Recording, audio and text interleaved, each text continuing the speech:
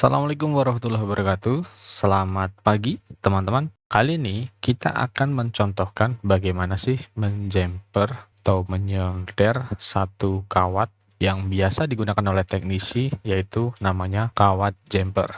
Contohnya gini, ini produk udah terkenal banget kayaknya di kalangan teknisi, namanya kabel jumper ya. Untuk besarnya, kalau yang ini secara spesifikasi yang saya tahu ini adalah 0,10 mili. Jadi gedenya atau diameternya tuh 0,10 mili dan bentukannya tuh kayak gini di bawah mikroskop itu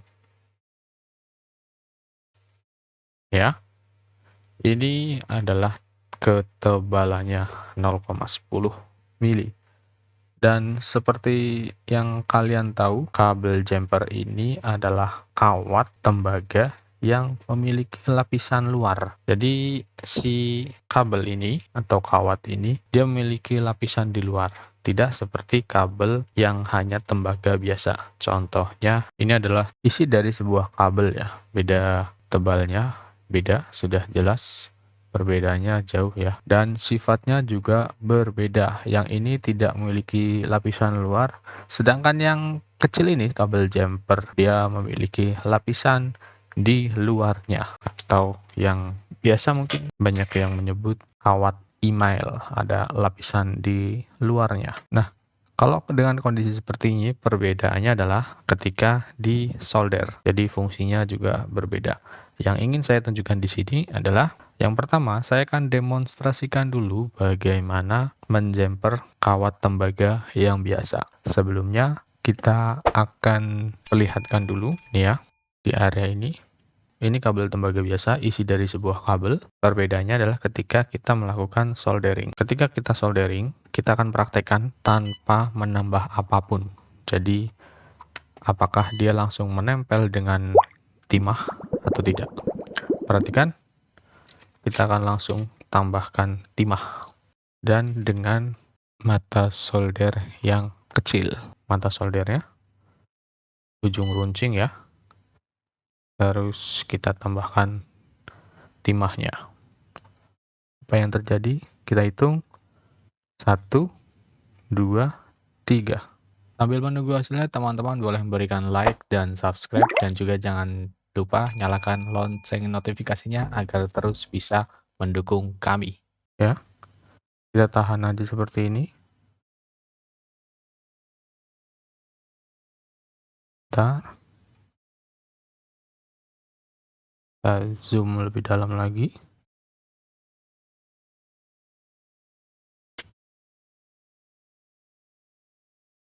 Ya.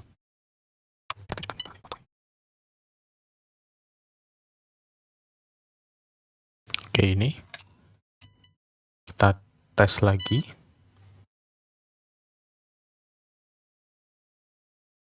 Kita geser langsung.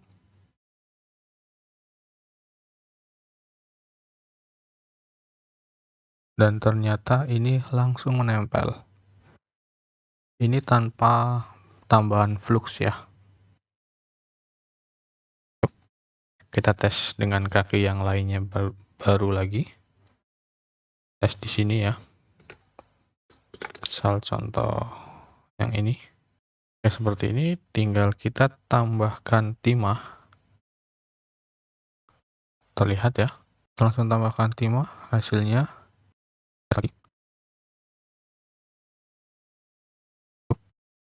dia langsung menempel.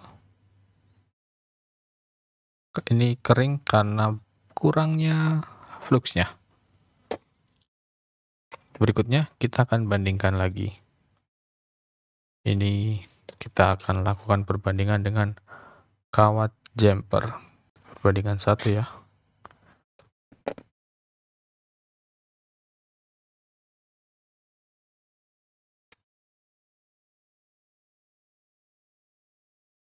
Ini kita langsung tambahkan timahnya.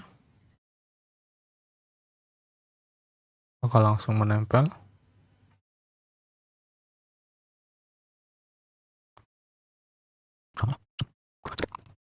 Dan ternyata langsung menempel timahnya ke kabel jumpernya. Ini kemungkinan karena suhunya lumayan panas banget, jadi lapisan emailnya langsung meleleh. Dia langsung menempel, sama seperti tadi. Perbedaannya adalah ketika kita melakukan pengetesan untuk kontinuitas atau terhubung atau tidaknya antara kabel permukaan kabelnya. Yang pertama kita akan tes dengan kabel yang tadi. Kita tes menggunakan tester, multitester dengan skala ohm dan berada pada titik base atau titik bip, atau juga saya sebutnya titik connect kontinuitas, yang tandanya biasanya ada kayak logo speaker. Yang pertama kita akan mengetes dulu kabel yang besar, kabel yang tanpa email, apakah antara titik ini, kemudian ini, jadi ujung dengan badan, badan dengan badan saling menempel atau tidak. Kita tes ujung dengan badan. Terhubung ya, badan dengan badan.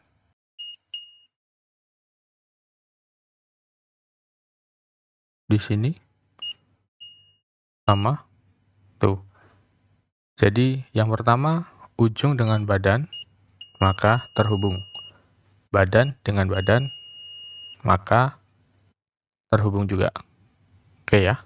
Karena di luarnya tidak ada lapisan apapun yang menutupi. Ini langsung tembaga.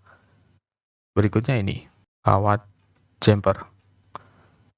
Yang pertama adalah ujung kepala dengan badan. Lihat, tidak terdengar sama sekali. Ini ya. Kemudian badan dengan badan. Itu bunyi solder ya. Inilah yang membedakan kawat jumper yang tadi dengan kabel tembaga, isi dari sebuah kabel. Jadi ini ada lapisan yang menutupi core atau inti dari elemen yang digunakan di dalamnya atau materialnya. Jadi namanya saya menyebutnya dengan adalah kawat email, kabel email, wire, jumper wire. Itulah perbedaannya. Seperti itu teman-teman. Lalu saya juga akan menunjukkan bagaimana caranya untuk menyoldernya. Jadi karena di luarnya ada lapisan kan kadang susah nih. Yang pertama kita harus hidupkan solder. Tadi kita menggunakan mata solder yang kecil, yang ujungnya tipis atau ujungnya runcing. Kita tes seperti ini. Kita zoom, dekatkan supaya tahu perbedaannya. Kita potong dulu tadi yang sisanya supaya benar-benar pembuktian fresh. Karena di ujungnya tidak ada isinya, jadinya harusnya karena di ujungnya ada pembungkusnya, jadinya harusnya itu susah untuk disolder. Tapi kalau soldernya panas dan timah atau tinolnya ini ada fluxnya di dalamnya, jadi biasanya gampang banget. Karena mungkin kayak plastik gitu ya. Kita langsung tes saja.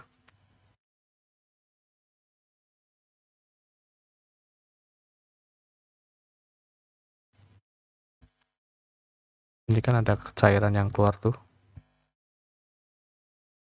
Ya, kayak gini. Dia langsung menempel.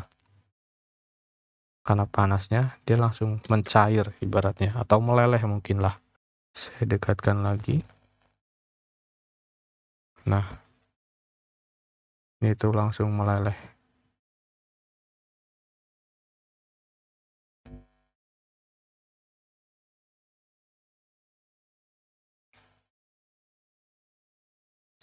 Kayak gini ya.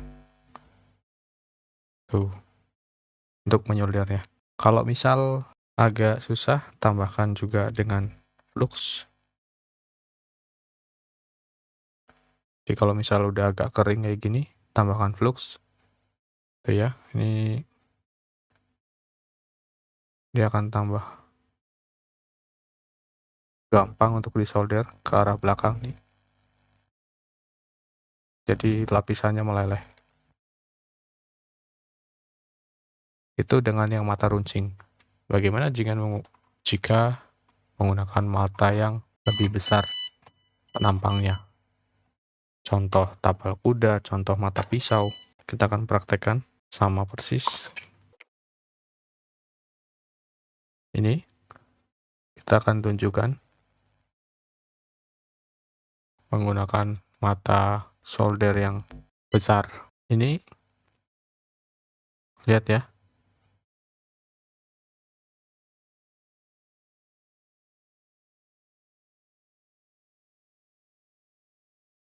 kelihatan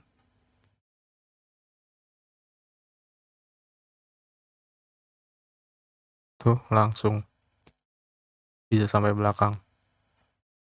Karena ada lapisan yang sudah meleleh duluan. Karena penampang soldernya kan gede banget nih. Kalau tadi kan kecil untuk area panasnya, kalau sekarang gede. Itu saja informasi yang bisa saya berikan. Semoga teman-teman bisa mengambil manfaat dari video yang saya buat. Jangan lupa untuk memberikan like, komen, serta share, dan subscribe. Jangan lupa juga nyalakan notifikasinya. Wassalamualaikum warahmatullahi wabarakatuh.